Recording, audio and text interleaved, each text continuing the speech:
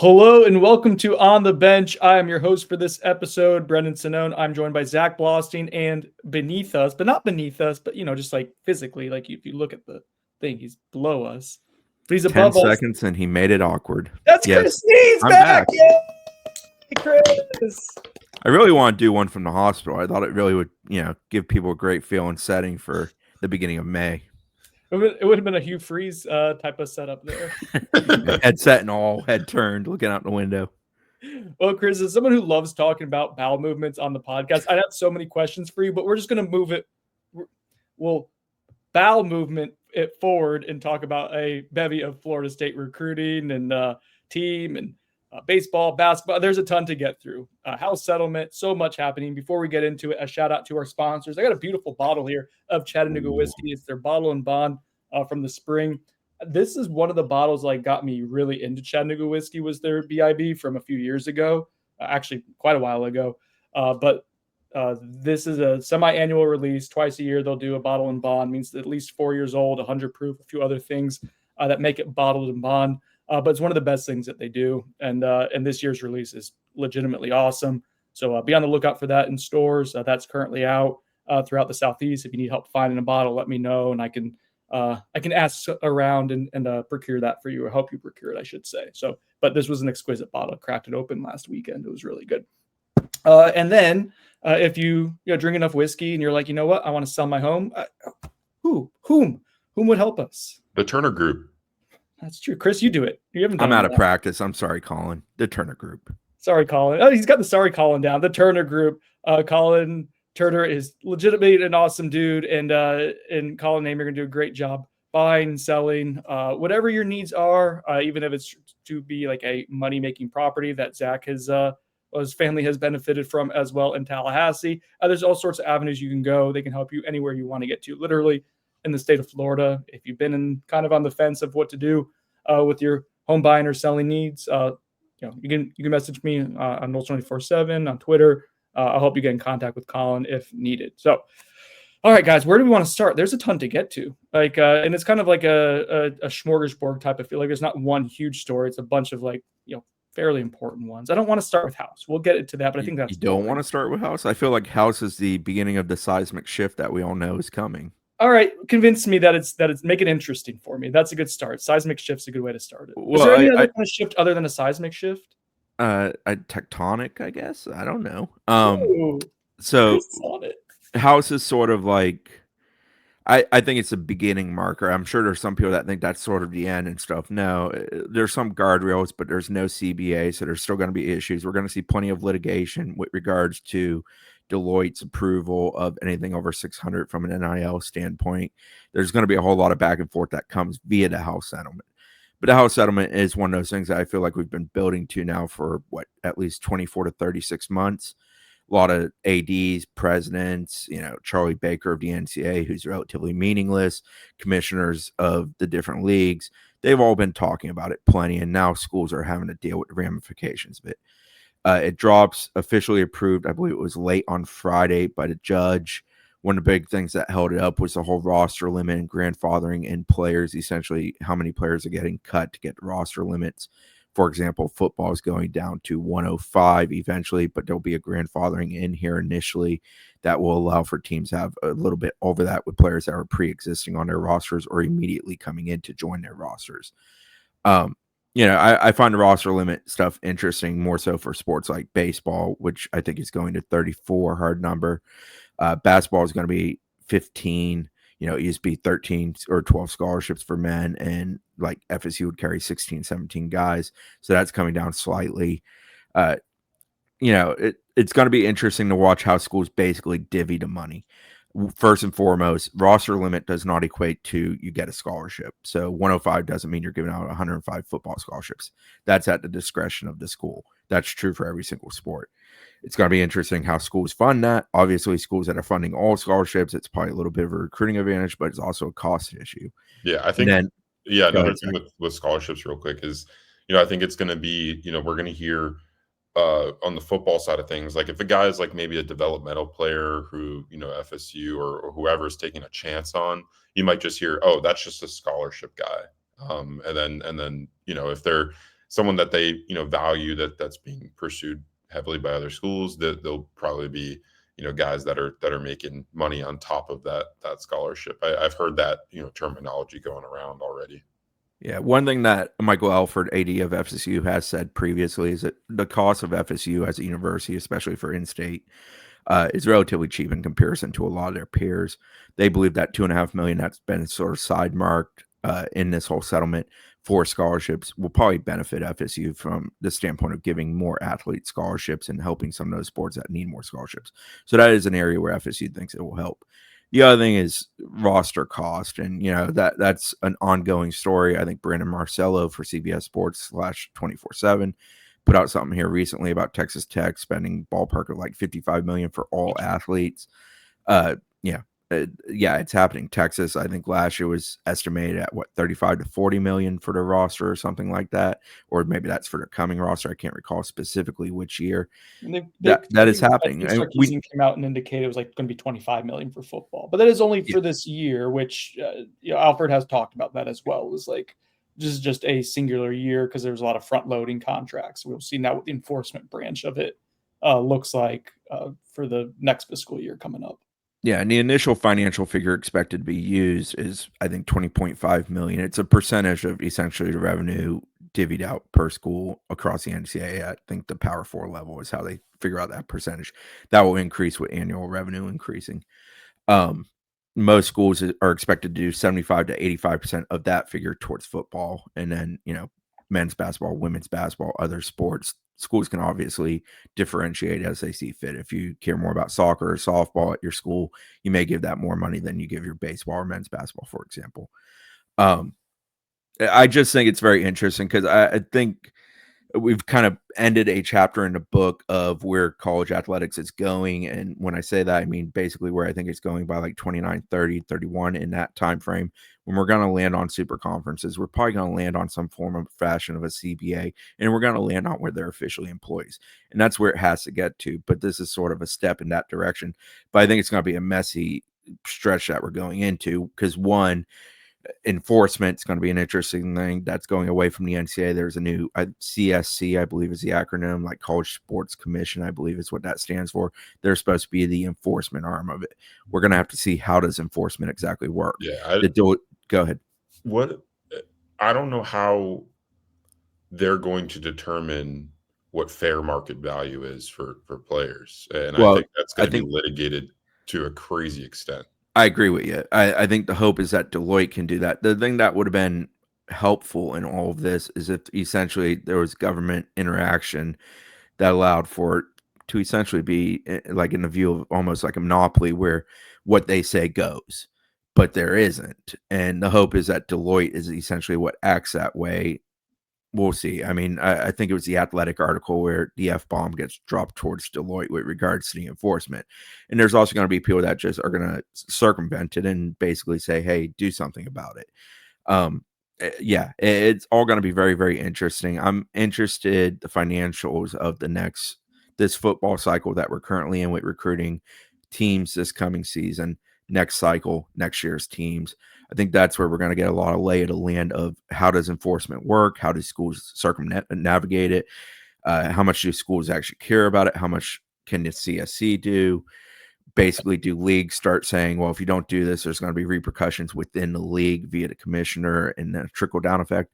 That's all the next steps. And then, of course, litigation. There's going to be plenty of that. Everybody on earth expects a great deal of litigation, and I think that's going to hold true. Chris, I think that's the most what you're getting at with whether cap's enforceable and how teams circumvent it or don't circumvent. I think that's the most interesting thing from our perspective. What we're going to be covering on the day-to-day, nuts and bolts of FSU recruiting, right? Like I think that buy or no. Yeah, because there's going to be wholeheartedly.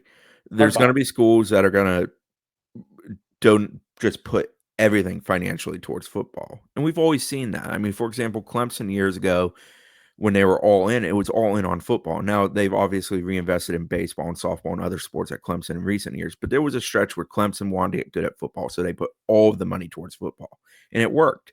We're going to see that here, but we're talking about different financial figures, different dollars, and also the university funding of it. And also the private / booster, NIL, etc. funding of it. And how that all works and where there's a cap and where there's enforcement is going to create a haves and have-nots. And there's always been have and have-nots in football and all athletics. But I think the distance between the two levels is going to dramatically increase. And there's going to be a lot of teams in the middle that have a lot but don't have enough. It'll be interesting to see who plays by the rules, who doesn't, how that impacts things. I'm curious to get I wonder when we're going to feel that from what we're covering. I wonder I think we're already feeling it. I think there's a degree of you're going to feel it in this current recruiting cycle. I'm hearing how so. Go ahead. I'm hearing that. I mean, I definitely think coaches have started to operate recruiting boards in tiers of how much money they're going to be able to, spend on each caliber of player. So the top tiers are guys that you're going to spending the most money for. And then those bottom tier players are the ones that you're hoping that you can kind of get for a better value. And that the operating of how coaches look at their recruiting boards has already changed. But like you guys have talked about, I do think it's going to be interesting which schools decide and which coaches decide, hey, we're going to operate under the rules, the way we want this to play out, which is, enforcement being real and that the salary cap is actually enforced, or the coaches who, believe that they're going to be able to get away with, the schools are going to be able to get away with, paying players whatever it is under the table, like it used to be. McDonald's bags are back, baby. Or just straight up, risking it and paying them what you value them at, and, working out the legal side of it later. Because I just can't, at least in the short term, I can't envision a lot of, what this enforcement committee is going to be doing as ironclad. I just no, that it can't be and I think be so many FSU, if the enforcement is real and that is gets to a place where that's going to happen, that's going to benefit Florida State and put them on a more even playing field. But I don't think the under the table money and the ways to pay a player. Chris had a guttural reaction to that. It has to get there. That's the biggest thing. But sure. I don't know that it gets there. Without a CBA, I'm just not sure anything happens. I think this is the first step. I don't think we should expect, immediate leveling of the playing field for college football. I don't know if we should ever expect that, because I don't think that any of these big time programs are ever going to be okay being on the same playing field as everyone else. When has that ever been the case? Good luck telling a bunch of rich people how to spend their money. That historically isn't. The SEC and the Big are in no rush to play nice with everybody else, especially the SEC. Greg Sankey makes that clear regularly whenever he steps in front of a microphone. That's a whole nother can of worms. Yeah, that dude does not kind of sucks. And I don't blame him. If you can beat a king, beat a king. In his own interest, right? But I hate it for the sport. I hate it for the school I cover, because it has created where it's difficult to keep up. I mean, transfer portal in other sports, it's sort of like the SEC gets to go pick theirs, and then everybody else waits for the other ones, and that's not real enjoyable. In addition to what Zach said, that Jim Phillips has played nice publicly with him. Jim's not worth a whole lot.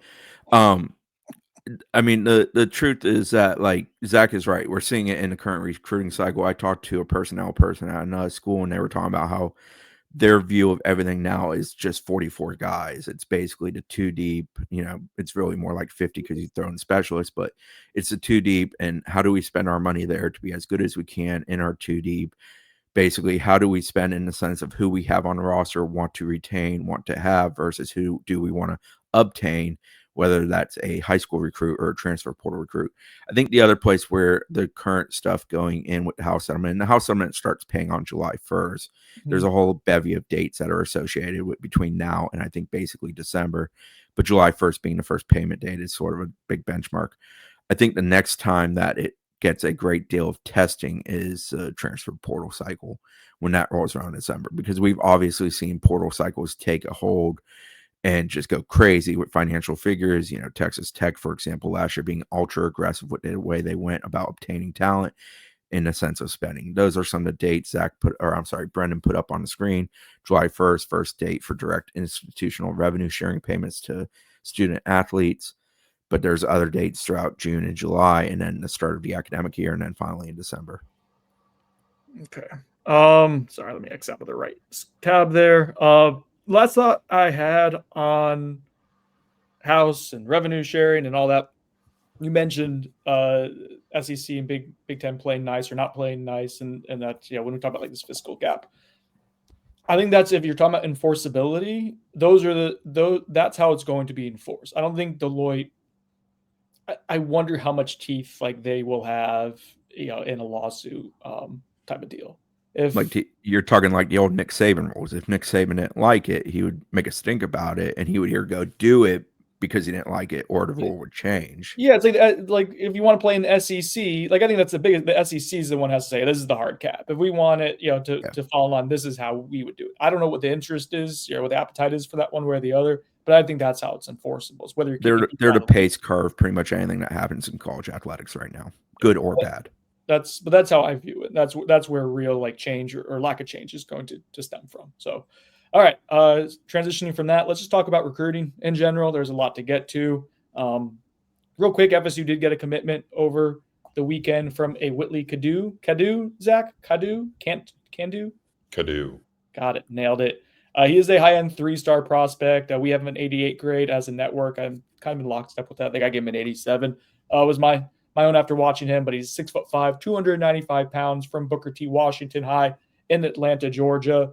A guy whose recruitment was ascending, I would say, based on recent offers. I know the official visits that he has taken to date before Florida State, not super impressive. Zach, I'll let you get to that real quick. Just his recruitment. You spoke to him. You had the commitment ready to go. And then we can kind of contextualize what this means for Florida State. Yeah, so this is a guy that Terrence Knighton, the FSU's D-line coach, went and saw on the recruiting trail last month in May. He evaluated him in person, offered him a scholarship, and then a few weeks later set up an official visit for this past weekend. Cadu is a guy that I think a lot of schools were interested in because of the size, first of all. He's a legit 6'4" plus, around 300 pounds, long arms, good wingspan, and then the physical tools. Like if you watch the tape, he's super raw. So, still has a long way to go when it comes to learning how to play the game of football. But the strength, some of the movement ability, he displays some special stuff that you can see that there's real clay to mold there. And I think that's why schools like Georgia, an in-state school, Florida, South Carolina, a number of other SEC programs offered him within the last few months because of that ability to potentially develop into something special. Because of that, I like the take for Florida State. I mean, he cannot be your number one or maybe even number two in your D tackle class or defensive line class in general. But as a third, fourth option, like I really like the take. And like I said, to preface it, it's got to be that, because you cannot rely on him to come in and be an immediate impact guy. That's just not what he is. But yeah, I mean, he has an official visit to Georgia set up for the end of the month, and it sounded like that could still be on the table. So we'll see what the Bulldogs decide to do with him. But I'm a fan of the take, and I like adding more capable bodies with high upside. Obviously, low floor right now just because of the player he is and the development that needs to take place. But like you're watching on tape right now, if you're watching on YouTube, like you can see the physical tools and the raw potential there that makes you understand why a bunch of these big time programs, including Florida State, are in the mix and willing to take a flyer on him.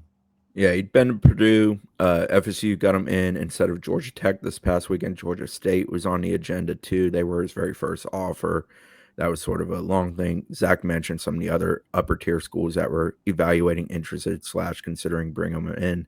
I agree with Zach on everything about like the player he is.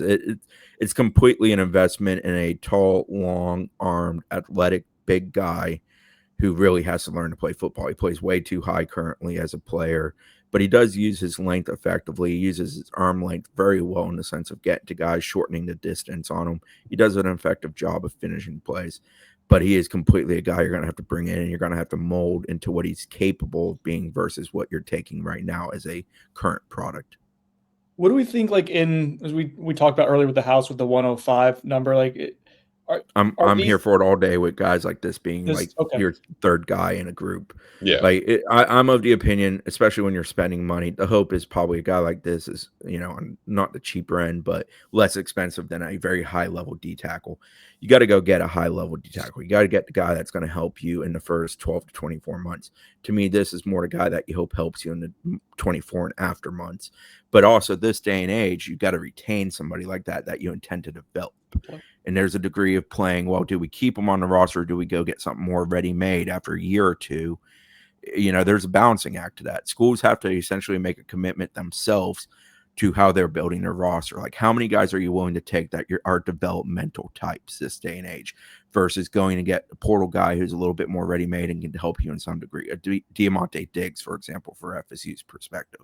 He's a guy that's played a lot of football. You sort of know what he is when he walks in the door. Maybe you think you can tap into more, but ultimately he's played a lot of games at Youngstown and at Coastal, I believe it was. So you know what he is walking in. Are you going in a year to want to use a roster spot that's taken by Kadu, who's still a developmental guy 12 months into his time in the program, to go get a guy who you know what he is, or are you going to stick with Kadu and continue to develop him and hope you get the returns on it in year 3 or 4? There's also the element of having to retain the kid from his end too. Yeah. I think the hope is, like, especially taking a guy like this, like I feel like after a year in the program, you have a pretty good idea of whether a guy is going to have the chance to turn into something or not. And then, you make the decision whether or not to move on from him after that. We've seen you do that a few times, like a Jordan Scott situation, for example, at the receiver position. Didn't seem like it was working out well in spring ball. He spent basically just the spring at Florida State and then moves on and enters the portal it's like Jamori Flagg and Debo White is sort of the example of that. Two guys at the same position last year. First and foremost, White was hurt a lot, so you didn't get to see him a ton. But Flagg, you saw him work, you saw him improve as the year went on. Seemed to have the work ethic to want to do it. So, like, you were more willing to stick with Flagg versus sticking with White, most likely, when you're making roster decisions. I also think there's an aspect of, like, one of those, the one who stayed is from more of a pipeline in South Florida, with the other ones from North Carolina. And so you do have to, I know of talking to coaches in the past, and I think this is becoming less and less as the sport has become increasingly transactional in a brief area. But, like, it used to be, if you took a kid from the transfer portal, it didn't work out, and you cut bait with him after a year, you weren't really worried about pissing off coaches from back home. I think that's becoming more of or less of a factor for high school recruits now too, but that is still a factor to that as well.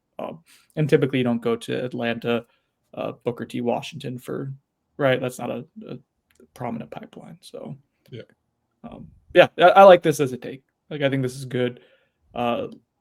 Good low risk with high reward type of take, and Zach's point of as long as this isn't the guy that you get in the class, as long as this probably isn't the second guy, this is the third one, then that's probably a really good sign for what you've done in the defensive line recruiting. As we look at the rest of official visits that have started, and we can kind of get into, like, what's coming up as well. But FSU did just host 18 official visitors. Now, there are not official visit limits anymore for both players and for schools. So I think we're at 70 to 7. Is it 70 right now, Chris, at FSU? I think it sits at 70 currently, with Dalen Green having come off after his Arkansas commitment. Actually, I'm sorry, it's at 69. Nice. That was a disappointing development, no? Dalen Green, we liked him. Elite camp. Well, I'll put it this way. I only think it's disappointing if you miss on, for example, a couple of linebackers you had in this weekend. If you're landing a guy like DQ Forkpaw, who afterwards spoke extremely highly of FSU, some of it completely unprompted, including the primary quote where he's like, I think I'm ready to be a Knoll. if you land him and then a guy like a Rodney Colton, for example, from Georgia, who I'm high on, I think Zach also likes a great deal. Impromptu was just him saying, like, I think I forget the exact quote, but he basically said Florida State surged to the top for him he as well. Said a commitment day coming out. If you're landing those type of guys, like, no offense to Dalen Green, I like Dalen Green as a player. Like, I get it. Like, again, it's about how much are you going to spend? Who are you taking? What do you need at the position? How many numbers are you throwing at it, both financially and positionally? Okay. So they did gain some traction. We'll start off with because linebacker has been a conversation point on this podcast in the past. I'm not sure if you guys recall those conversations, and very level-headed and no emotions at all. And what are you talking about? You're making stuff up. But they did have 3 big ones on campus this weekend. We mentioned 2 of them. The third, literally, TJ White. Go ahead, Zach. You talk about linebacker recruiting, since it's the thing you hate talking about. I'm the CEO of linebacker recruiting now. Yeah, I mean, the 2 guys I think they created the most buzz with are the ones you guys have, Chris already mentioned, and DQ Forkba and Rodney Colton. Dude, sign me up for Rodney Colton, man. Oh, he's from Noonan, Georgia, guys. I have to tell you how much I love Noonan. It's my favorite city in the world. I'm not saying that sarcastically. I love Noonan. What's in Noonan? What isn't in Noonan? So there's a great burger bar. There's an Einstein Bagels. There's Publixes all over the place, centrally located. There's a really cool comic book store. There's a guitar and record store there. It's delightful. There's multiple nice coffee shops. Where is Noonan, Georgia? It's about like 40 minutes southwest of Atlanta. Yeah, between Columbus and Atlanta, basically. So it's like central Georgia, kind of? Northwest central. No. Is it like an Atlanta suburb? So if you go up to Atlanta via Columbus, as you're working your way over to Atlanta from Columbus, you'll go by Noonan. Okay. There's a big walk over the road, like the Villages walkway you see on the pike. There's one of those types for Noonan. Dude, I bought a Noonan baseball cap for the high school. I just loved it so much last time I was there. I support Noonan. I got out of our way to stay there when we go up to Atlanta. I love it. Not to Dane out here, but the forearms for Rodney Colton and just the build in general, like, sign me up. That's what a linebacker is supposed to look like. Like, yes. And I know FSU loves him and loves his personality too. So yeah, I mean, they did a nice job with him. I think they sit in a good spot, but he still has more OVs coming up. I think Ole Miss and Colorado, I want to say, are the 2 remaining on his schedule. He set a decision date for July 5th. So yeah, that'll be one to track over the next few weeks. But love, what we heard from him afterwards. Brendan talked to him and he said great things, like you said. But yeah, I mean, I'm fully on board with him. Like, that's someone they need to go and get. And then DQ Forkba's in a similar category for me. I really like his game. Freakish athletic testing. I mean, he's 6'2", 200 pounds, and ran a 4.44 multiple times this offseason in the 40. Like, a 35-inch vert plus 10 rods on 2. He's an athletic freak. Great kid, great family. I'm a huge fan of DQ Forkba, and I would be really excited if FSU was able to land him. I think there's a potential for them to, he has more official visits on his schedule. I think Michigan and Miami are both set up for the rest of the month. And I checked in and it sounded like that was still the plan, but I do think they're contemplating maybe making a decision soon.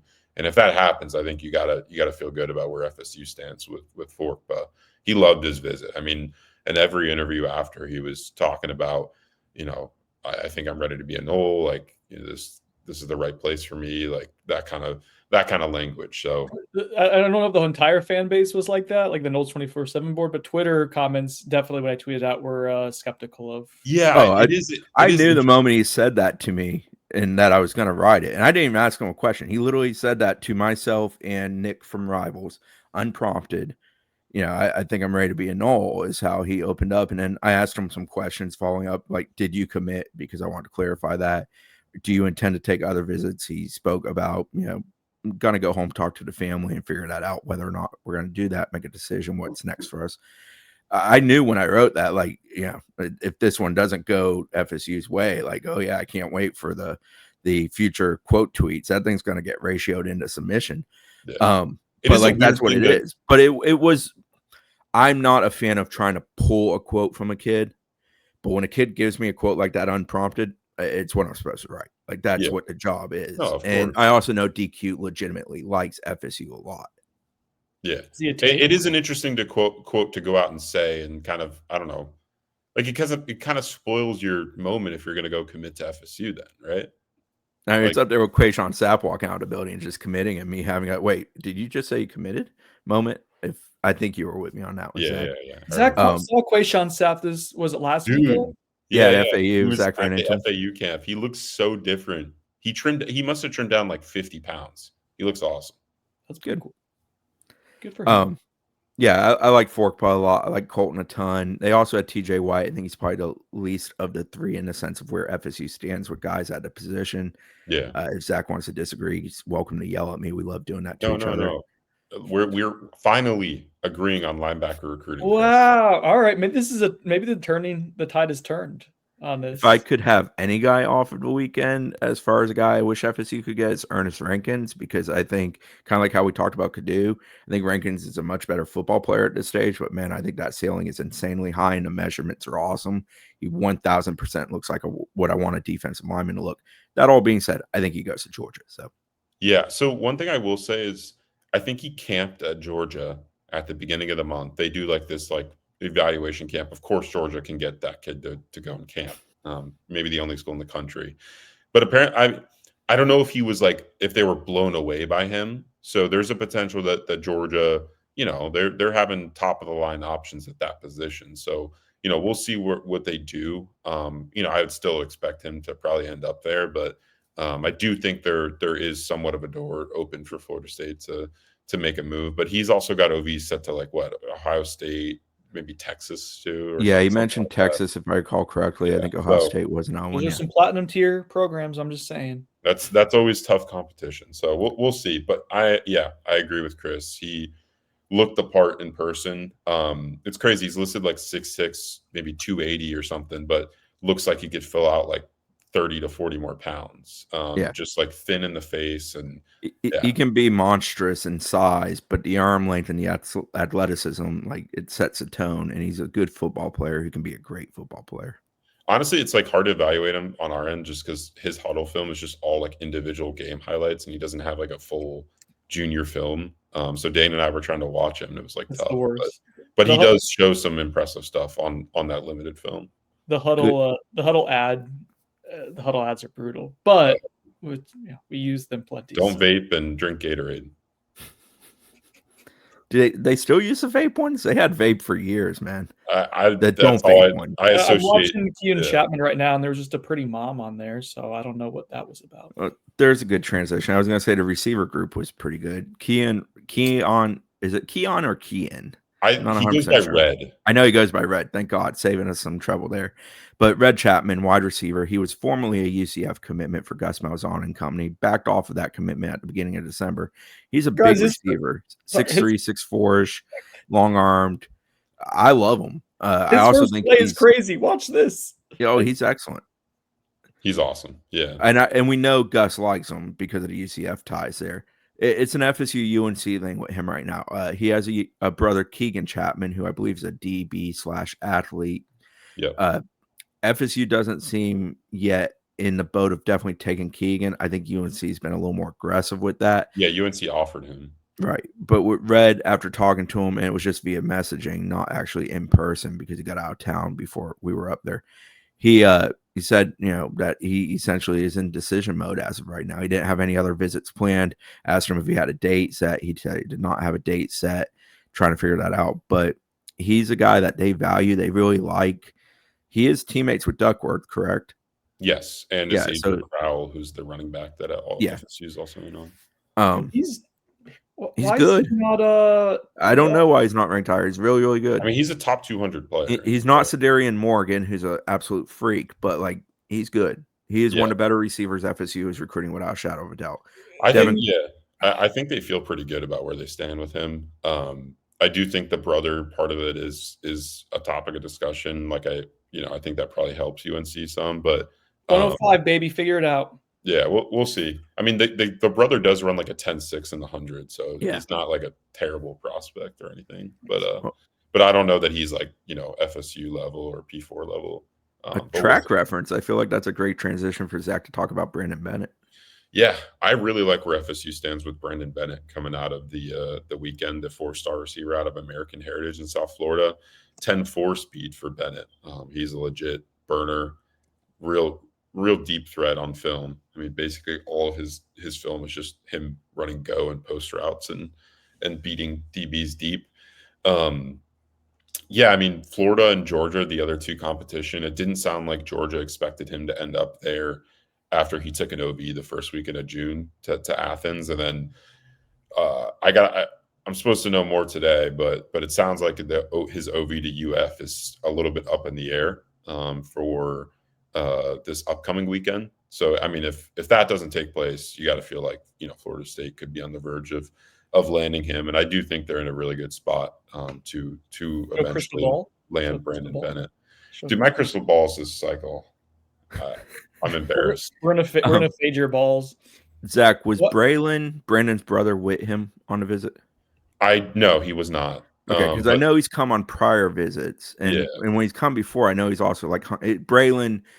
For people that don't know, Braylon Bennett is Brandon's, I believe, twin brother. Yeah. Braylon's a excellent track. He's athlete. An elite. He's an elite. Yeah, he's a collegiate, high level track athlete. He runs like 10.2 or something. Like he's incredibly fast, and he's gonna have a shot to run track at the college level, I'm sure. FSU Sprints coach has been involved with him and his family. He's been around him on prior visits, for example. I just wondered if Braylon had come this time. I don't know if he's also doing visits of his own right now. I don't know how track recruiting works, honestly. Sorry, it doesn't pay the bills. Devin Carter. Hang on. I'm getting there. Oh, you're still firing up the Brandon Bennett film?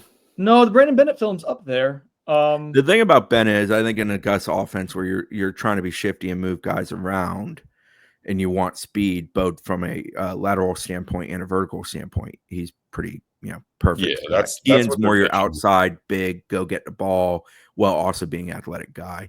And then Devin Carter's a bit more like Bennett, but probably doesn't have the same level of speed. Yeah, I think he's more a well-rounded receiver. Bennett's calling card is his speed, and that's I don't know if he's as well-rounded as Carter is, but yeah, I mean, I think FSU's in a similar spot with Devin Carter. He's a former FSU commit. Now. Here we go, guys.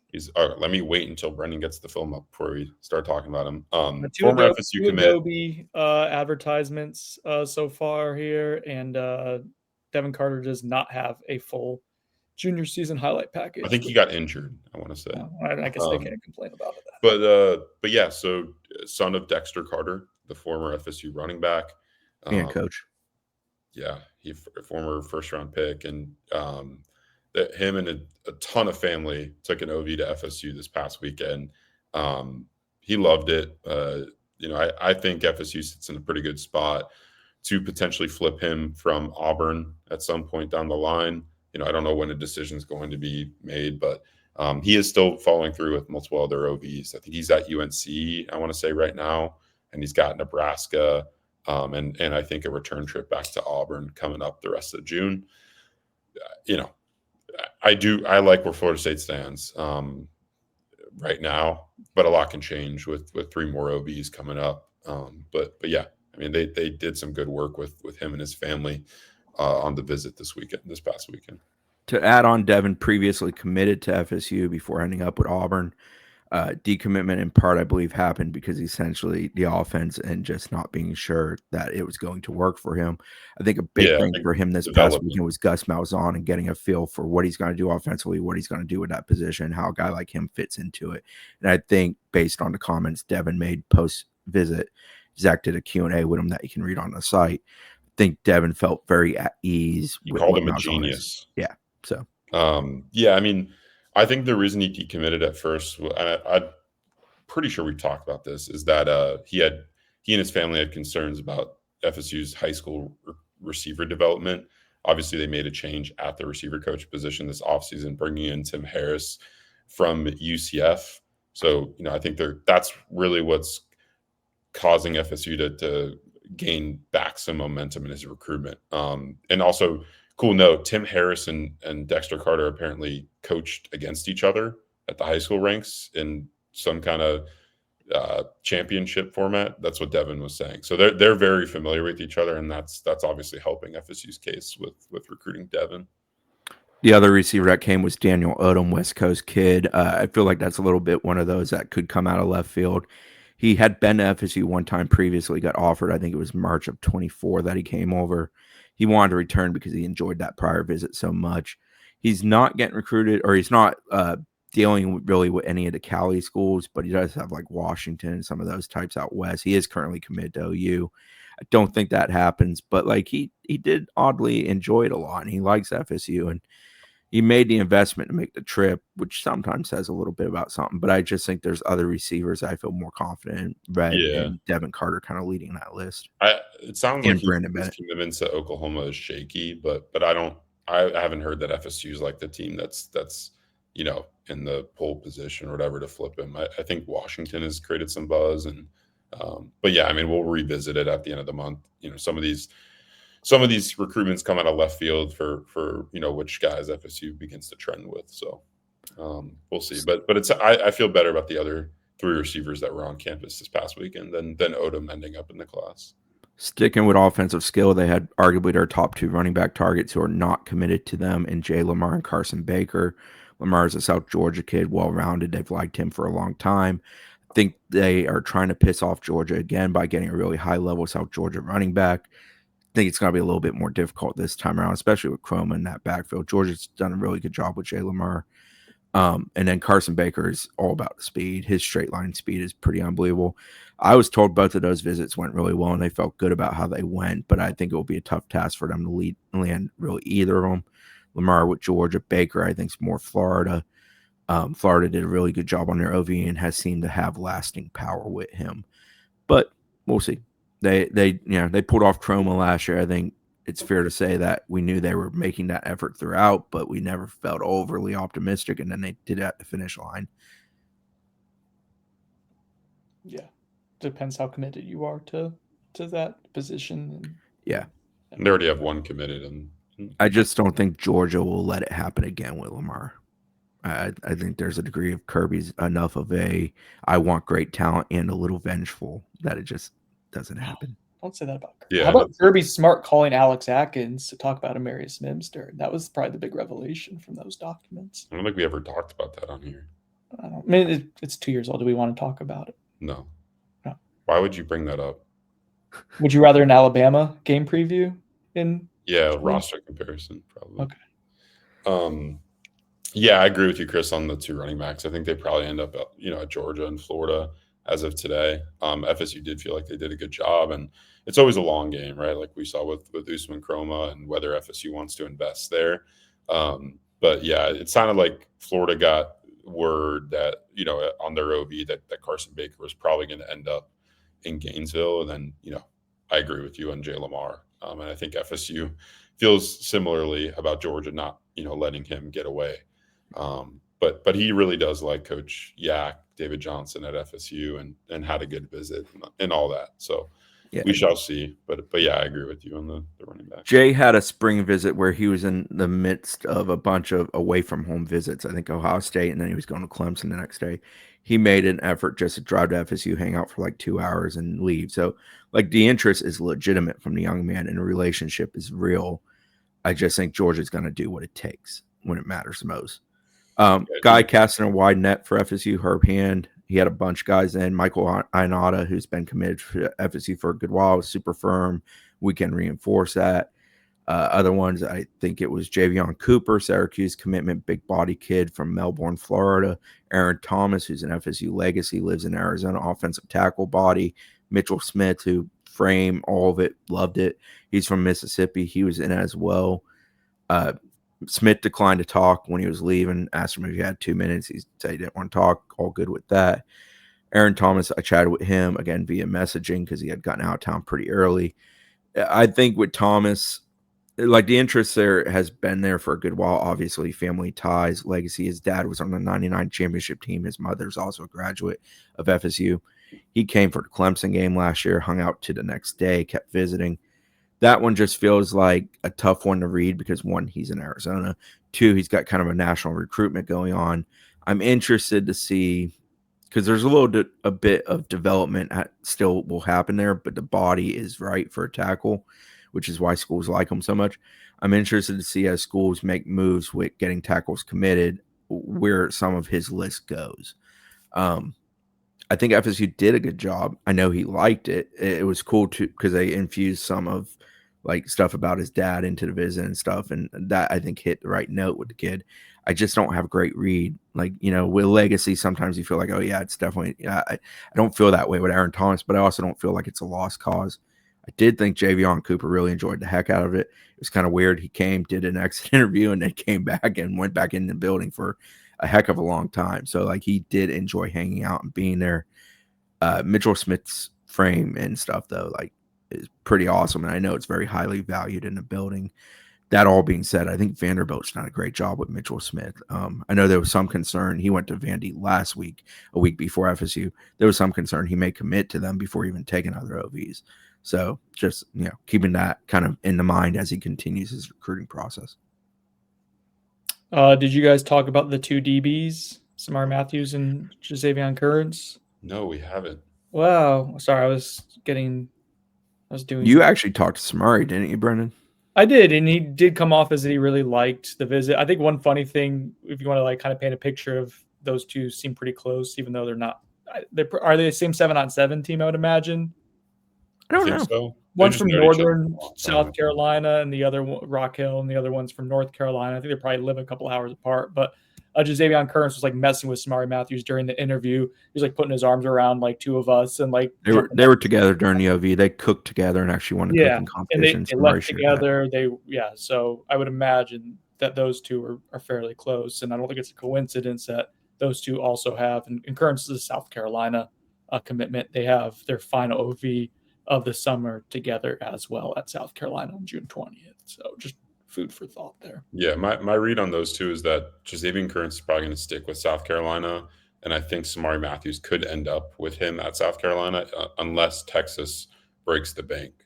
And Texas did a really good job with him in the spring of really getting themselves in there, getting him on campus for a while, and made a big old move. And yeah, I don't think they're scared of doing what it takes.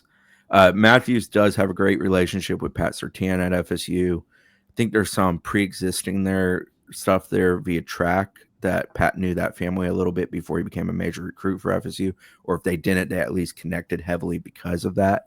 Samari's been here several times, but yeah, I'm with Zach. I think that's one where FSU, despite being like firmly in the relationship category, just has ground to make up, and it's going to be tough for them. But with a school local and a school that we know is one of the biggest spenders, and I don't mean that in a derogatory way. I don't know why people take that in a derogatory way. It's what it is. And Currents, I absolutely Currents is a freak, man. Like the frame is yeah, and for what FSU wants, like a center field safety to be, like what Earl Little is supposed to be for them this year, Currents is like a more freakish version of what they want that spot to be. He's a guy that FSU, the main reason Currents officially visited FSU, first and foremost, they recruited him since he was a freshman. That's basically a 3-year relationship. Did a really, really good job with him. They finished runner-up to South Carolina.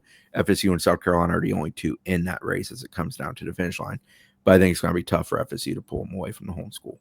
It does a really like big picture and some of the stuff I worked on the site. Like if you're talking about trying to get to a different level for high school recruiting, like those are the two of the types that you probably need to win to get there. I'm not saying those are the only two, but those are the caliber of recruitments. And South Carolina is kind of on your heels right now. And anyway, so that's kind of what you need to do to try to level up. Those are the quality of recruits you need to get. And historically, they haven't gotten enough of them. Not talking about just at defensive backs. That's one of the few positions they have done well with their blue chip or platinum chip guys. But yeah, those are the type of ones you got to win.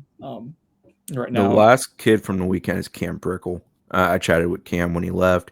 Cam came in March, got clarity on his offer. T-Night recruit. T-Night went in and saw him at IMG. Do they have a thing at IMG called Senders Day? Do you know, Zach? I don't know. I swear that's what the kid said to me, Senders Day, which I presume is like if you've offered this kid and you're legitimately interested, you show up this day. And maybe it's like an eval type day. IMG does some of that stuff where they have almost like a combine day, for example, at the school for the prospects because it's such a factory. But Brickle, Pennsylvania kid, he has played in Pennsylvania, California, now Florida during his high school career. He's going to Penn State. He's going to Maryland after FSU. Prior to FSU, he was at Ohio State. Those are the 4 schools in it. Most impressive thing to me about Brickell is the reshaping of the body since I saw him in March versus now. He's done a good job of shedding some bad weight, getting more firmed up. That comes with working on at IMG, where they have a weight room that's built like a Walmart. But yeah, I like Brickell. I think Brickell is the kind of guy that FSU needs to recruit till the end. I don't know if he's that top tier of defensive tackle that they need to add, but he's definitely a tier above what Whitley could do. Is like he can do more now. The interesting thing with Brickell is he's been a little banged up in his high school career, so there's a limited amount of like sophomore film, for example. I'm interested to see what he does at IMG, especially as he continues to reshape that body. A little bit of a somewhat like not Rankins. He's not freak naturally large human with super long arms. He's none of that. He's a little bit more short, stout, fire hydrant. You can tell it on film. Yeah, a little bit more like a fire hydrant. Twitchy. He moves really well. He's not quite tree trunk like a Juju was last year, but he is a bigger body in that sense. But I do like him as a player.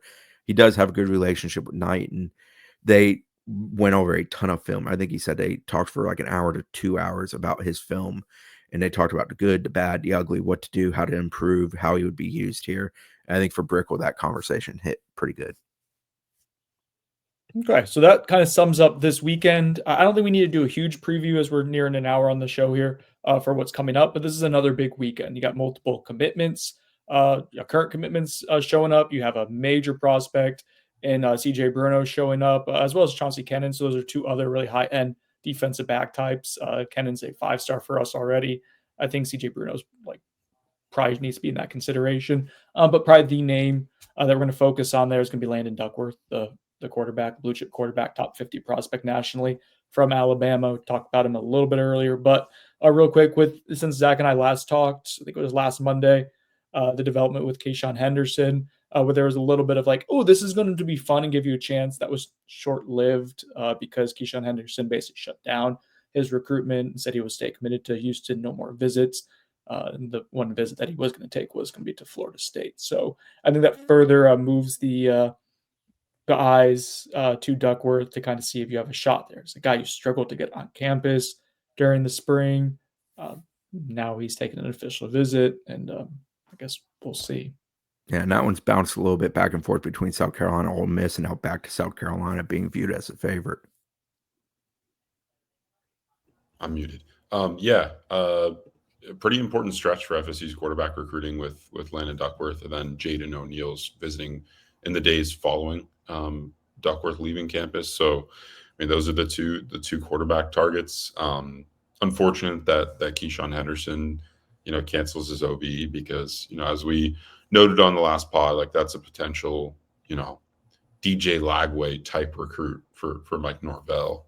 Just the caliber and how well he fit in Gus Malzahn's offense. Like that's a guy that could probably help Mike, if things don't go super well this season, like prolong, have a future to sell, right? He's a time buyer.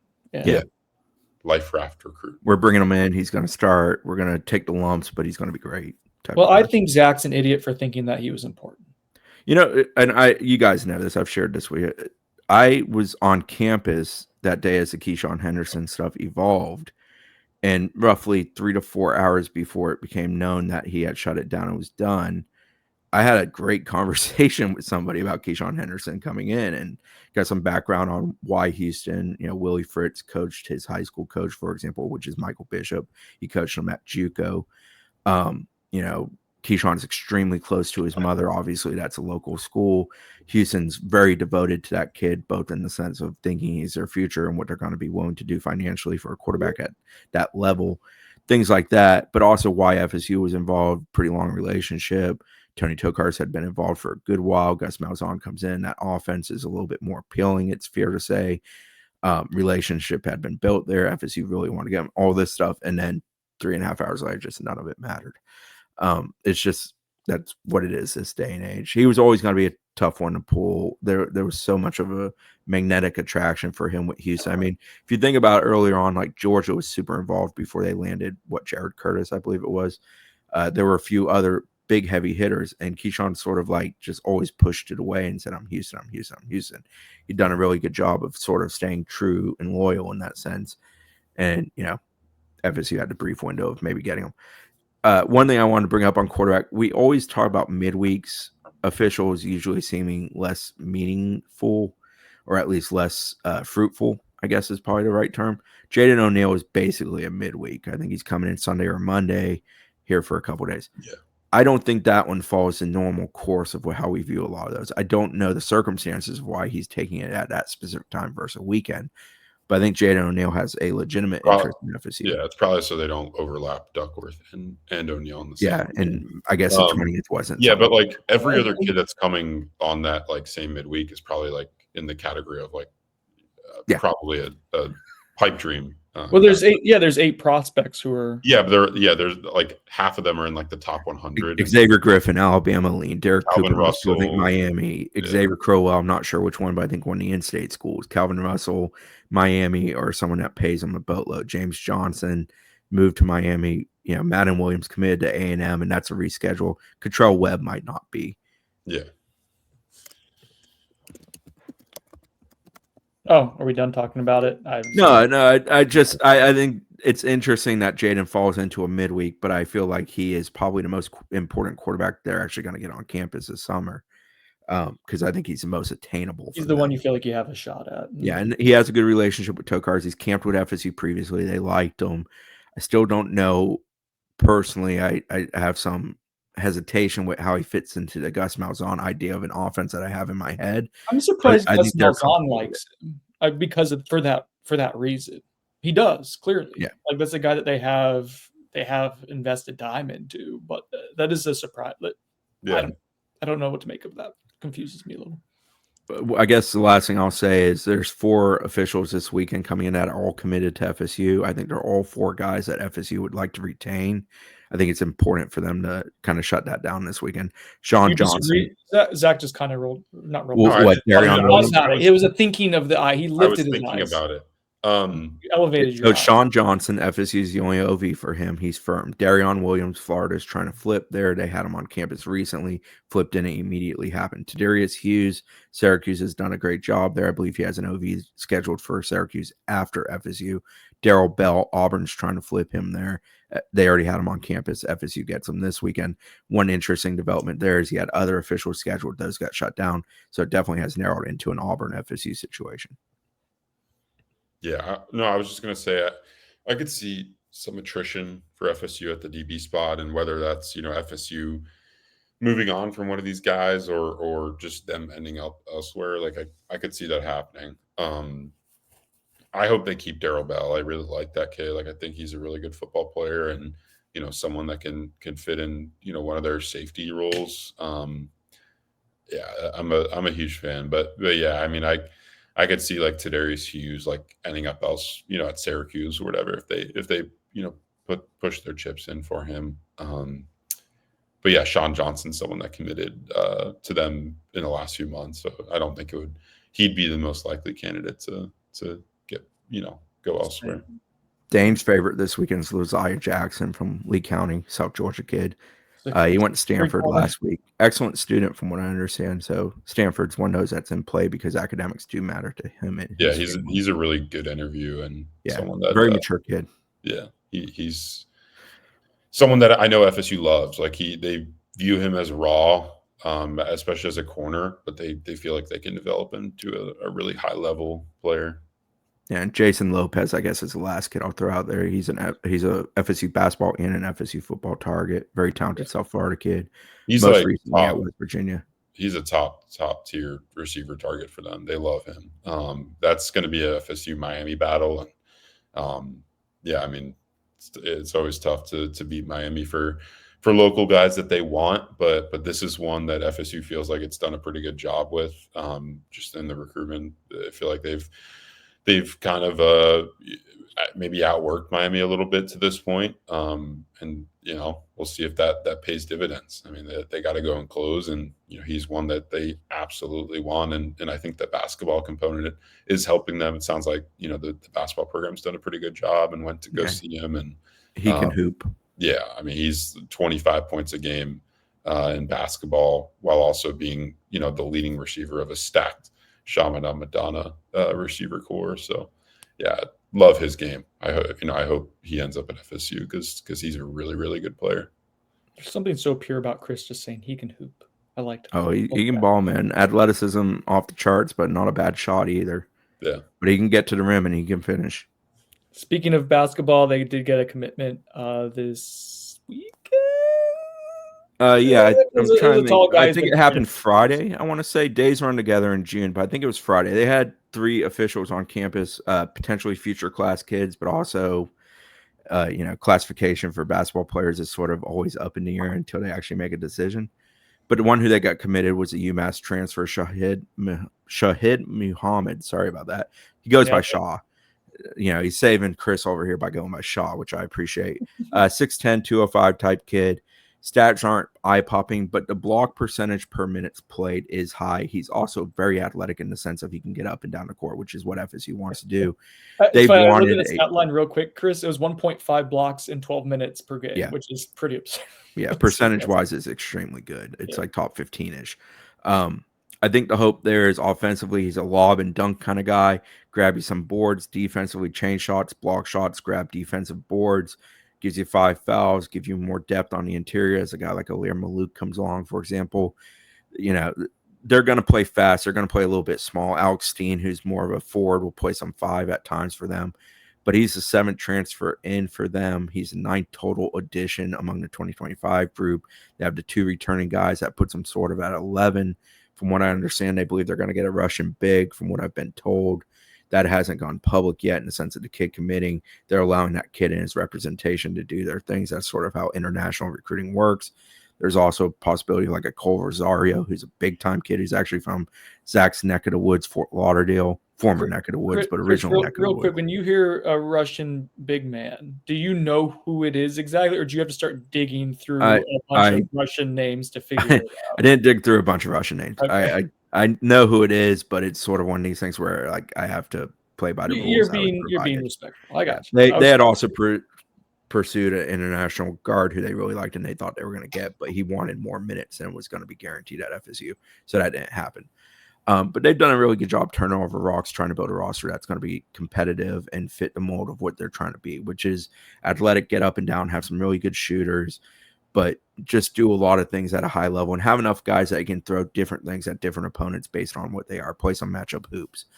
I've liked what Luke has done. He's kind of balling on a budget, but it is what it is.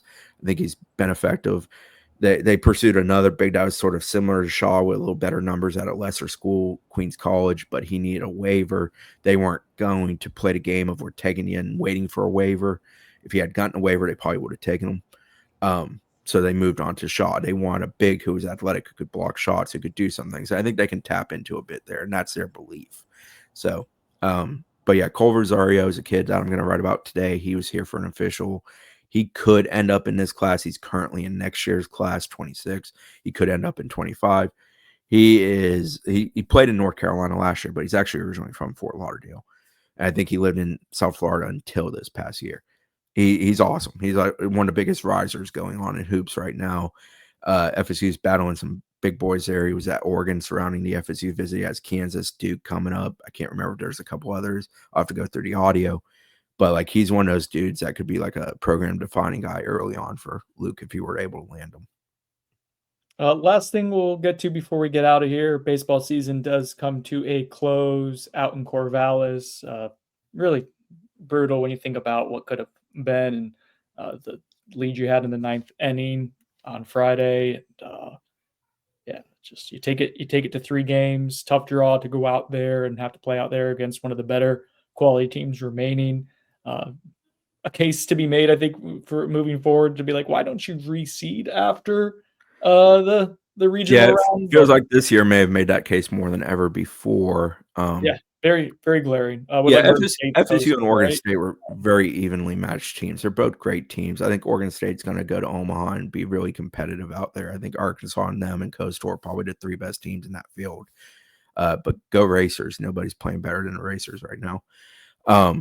Murray State, for those that don't know. Yeah. But it feels like if you would have had a shot given what happened. Oh yeah, especially your side of bracket. Not called a cakewalk. Nobody gets to Omaha really by accident, but yeah, it definitely set up for FSU to have some good fortune if they were able to get there. Friday was tough. Jamie Arnold pitched a hell of a game. You really led for 26 outs, and then it went sideways, and you lose an extras. You probably lost the series, truthfully, on Friday more than you lost it on Sunday. Wes Mendez had a bad start on Sunday, and you dug yourself a huge hole. I did appreciate how they did compete to the very end, and really, they truly tried to make a comeback and put themselves in position to be within striking distance here late. But yeah, I think the biggest lesson learned, I'm sure Brett's going to write a heck of a lot about it, but they got to get better in the bullpen. They got to have more reliability. Their bullpen was so weird. They would have multiple weekends on the year where they were phenomenal. They were shut down. They were excellent. They gave you a ton of innings, and they got a lot of tough outs, and they didn't give up many runs, if any at all. They also had weeks where, they just couldn't throw a strike, and it was just painful. It was like trying to get that 23rd, 24th, 25th, 26th, 27th out of a game was like pulling teeth. And yeah, it's tough with consistency in pitchers and collegiate level, but I think the area where FSU has to get better with regards to that is probably the depth of arms they have. So when they are having a guy who's having a rough day, it's easier to pull the trigger and make a change. Like, there's plenty of argument on Friday of Joe Charles may have needed to be pulled when it went from 4-1 to 4-2, and then he throws a wild pitch. And I'm of the opinion, yes, he should have been pulled. Link should have went and got him. But the other side of that, and I don't really disagree with people, and I've had this conversation with Brett, who do you put in there? Like, who is such a sure thing for you that they're going to get the out? And he's right. Like, there is a degree of, I'm not sure that if you put in John Abraham or whoever you turn to in that you're definitely getting that next out, and it doesn't still play out in the manner it did. And I understand Joe kind of got you there, and they were just trying to get one more out. But that's sort of like a tough conundrum that they are such a good baseball program, they don't have to put themselves in. I think the key is improving bullpen depth, whether that's development, devoting more resources to it, or just hitting on more kids that you bring in.